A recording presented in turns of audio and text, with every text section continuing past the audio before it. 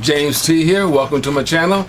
Today we're going to talk about preparing to go to Sturgis, how to pack that motorcycle. At least the way I do it. I've been doing it for approximately 20 years. Okay, but before we do that, check this.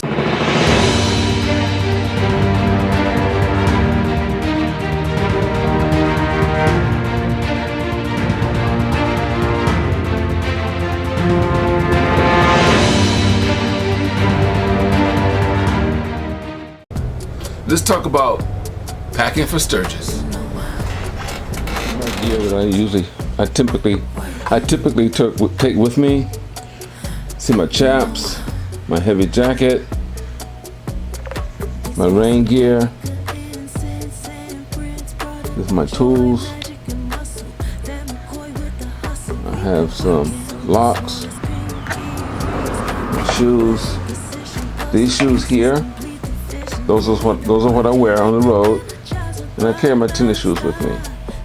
I carry an assortment of gloves because the weather is so diverse. Man, you just gotta have a lot of gloves, and my clothes, of course, and my little knife. I carry that on my side, and this is the helmet that I wear, and this is the helmet that I take with me. And this is my vest, which I wear, and all my clothes and things fit inside this right here. This is a Tourmaster. I've had this Tourmaster pack for, I got this thing almost 20 years ago. I've had it for a long time. It's done me well. It carries everything that I need.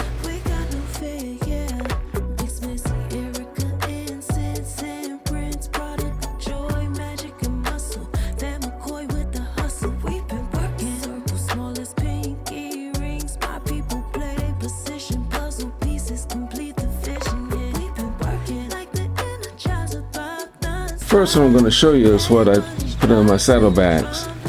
All this stuff here will go in my left saddlebag. The chaps, the rain gear, and my heavy jacket. It'll be just like that.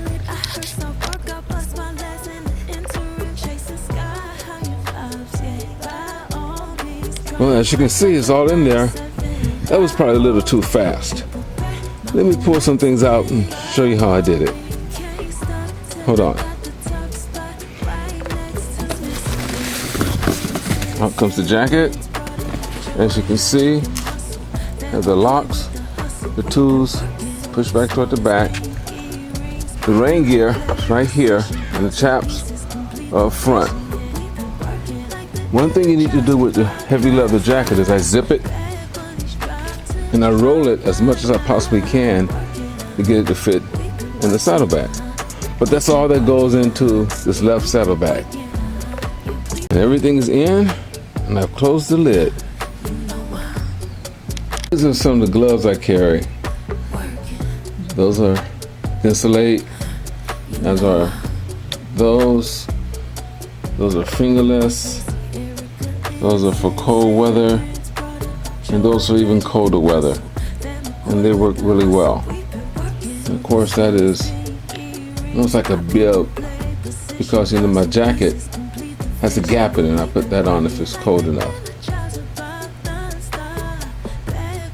And that's all the gloves I take.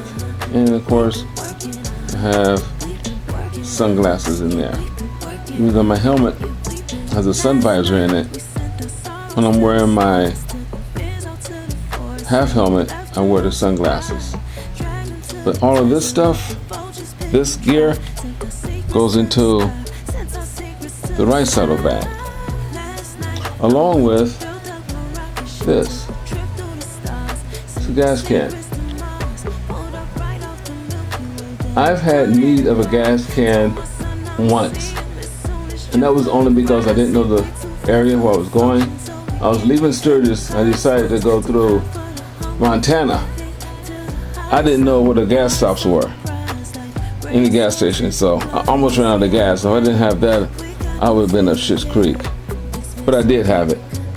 Anyway, all this stuff here will go in the left side.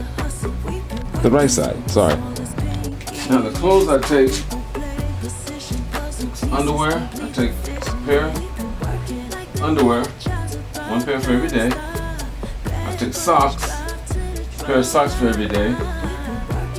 And I take swimming trunks just in case after I get to Sturgis. I take an extra pair of jeans. Everything must be rolled. You want to get a nice fit. This is the extra pair. This pair of jeans is a pair I actually wear. These are sliders. They have Kevlar inserts, and they are heavy denim, so they are actually quite heavy, so unless it's really cold, I don't even have to put my chaps on. But I'm going to roll these anyway to show you how I fit them inside my Tourmaster. And make sure you take flashlights with you. I have two of them. This is telescopic. This is good in case I have to look at something underneath. The motorcycle is magnetic, so that's cool. My knife, I carry this on my side. It's pretty sharp. I like this thing.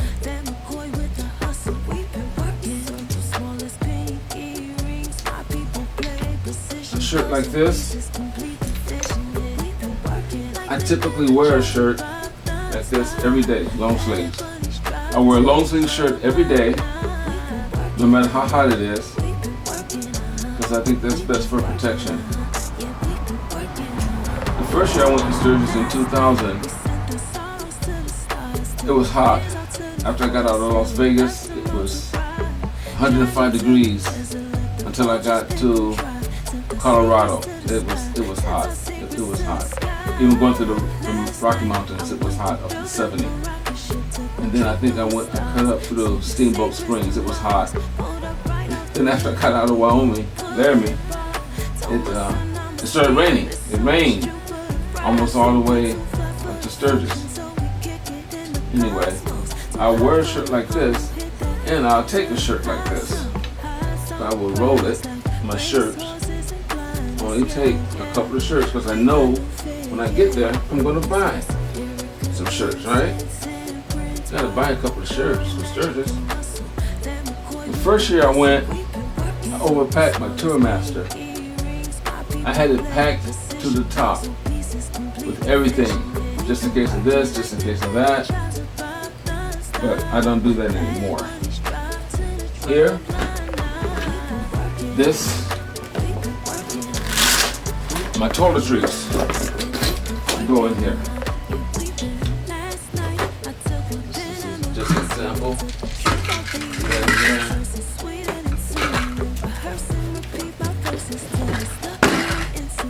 It's tight. I put some top of there. I'll show you how this goes together. My vest. I wear my vest. And in my vest, I carry my glasses on this side, my wallet on that side. If it gets too hot, I take the vest off, but I still keep a long sleeve shirt on. And in my Tourmaster, I can also carry a laptop. So it's a lot of space in there. It's cool. Let me show you how that looks. I can get a lot more in there. Just showing you how when you roll, it takes up less space, and I can get a lot more in there. I overpacked that first year. I don't do that anymore. Now once I get there, if I need something, I just buy it. And I even can fit my tennis shoes in here.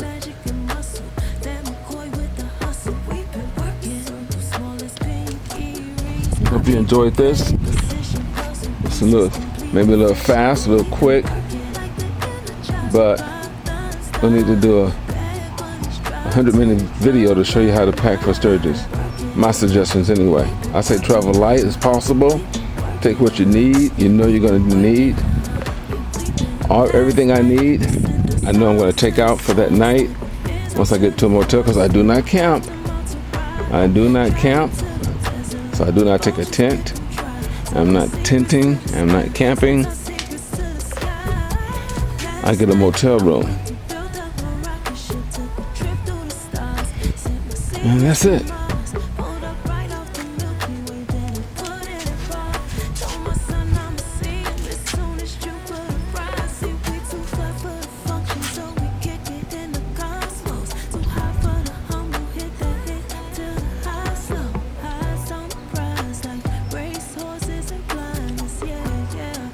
Oh, I forgot to tell you, I even have room for my GoPro cameras. That's what this case here is, GoPro.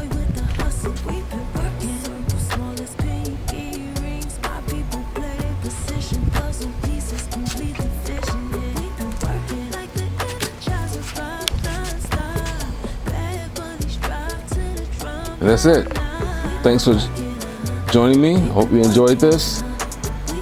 Whatever you do, put the rubber side down and enjoy your ride. Hey, James T. Want to thank you for joining me for this little short video on how to pack for Sturgis when you're packing that motorcycle, getting ready for that long ride.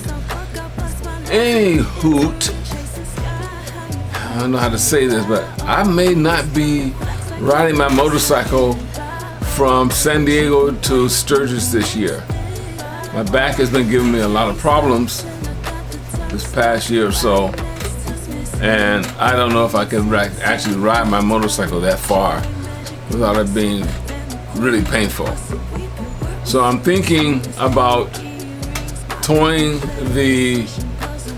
my motorcycle behind my truck, my Nissan Frontier. I have a Stinger trailer that it works well. It's only for a single motorcycle, so it's not a lot of weight. So it's not a new truck, so I don't want to put that much on it. But nonetheless, I may not be riding from San Diego to Sturgis. So, and also, I'm going to change my name. I'm going to change it from James T to James T Easy Rider. I need to be a little more distinctive out there. There are a lot of James T's out there, and I don't know who the hell they are. You can't even find myself. You type in James T, and I'm 100 at the bottom. So I'm going to go with James T Easy Rider. That's a mantle that was given to me when I was in school, at the university, San Jose State, and they called me Easy Rider because I rode a motorcycle. And I've been riding to school ever since I was 12 years old.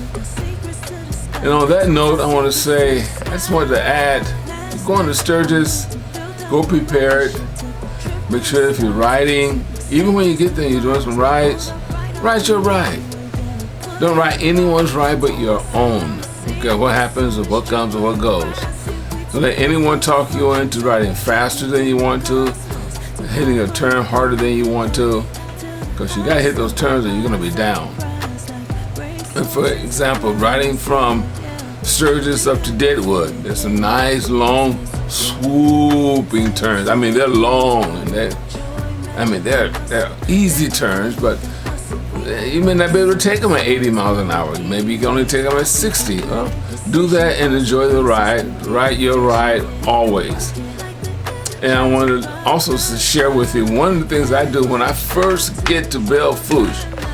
I park my bike, take off my gear off the bike, my bag and everything, and I go into Spearfish, and I go to the Stadium restaurant.